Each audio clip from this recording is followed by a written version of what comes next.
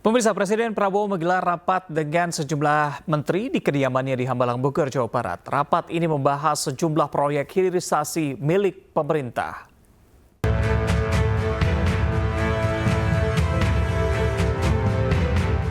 Rapat terbatas Kabinet Merah Putih digelar akhir pekan kemarin, tepatnya hari Minggu 16 Maret 2025. Dalam rapat ini sejumlah agenda dibahas, diantaranya memastikan proyek-proyek hilirisasi bisa berdampak langsung kepada rakyat.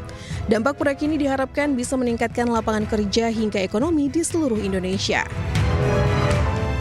Di situ Bapak Presiden mengarahkan untuk memperhatikan jumlah tenaga kerja. Kemudian harus ada blending dengan padat karya. Dan memprioritaskan pada industri-industri substitusi impor.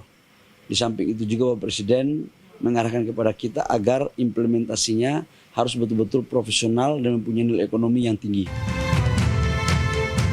Tidak hanya itu, Presiden juga meminta proyek-proyek hilirisasi tidak hanya terfokus di satu daerah, melainkan merata di seluruh Indonesia.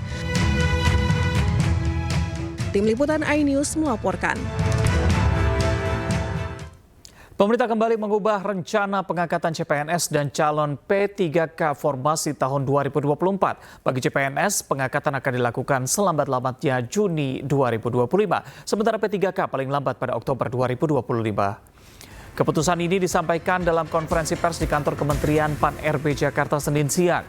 Pemerintah akhirnya mempercepat pengangkatan CPNS dan calon P3K formasi tahun 2024 menjadi paling lambat pada Juni 2025 untuk CPNS dan Oktober 2025 untuk P3K.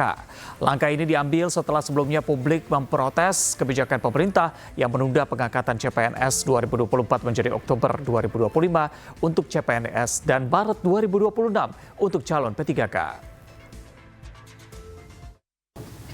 Pengangkatan CASN dipercepat, yaitu untuk CPNS diselesaikan paling lambat pada bulan Juni tahun 2025. Sedangkan untuk P3K seluruhnya diselesaikan paling lambat pada bulan Oktober tahun 2025.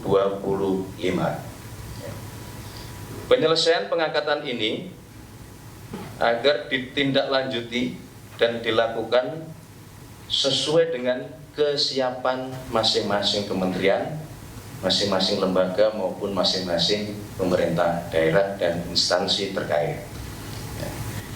Kedua, kepada kementerian, lembaga, dan pemerintah daerah, Bapak Presiden memberikan petunjuk untuk segera dilakukan analisis dan simulasi dengan tetap mempertimbangkan kesiapan masing-masing di dalam memenuhi persyaratan tersebut agar pengangkatan ini dapat dilakukan sesuai dengan jadwal terbaru yang telah ditetapkan sebagaimana yang tadi sudah kami sebutkan di poin pertama. Hari ini Kementerian Komunikasi dan Digital meluncurkan aplikasi bernama Mudikpedia. Kira-kira apa isinya? Tetap bersama kami untuk informasi selengkapnya.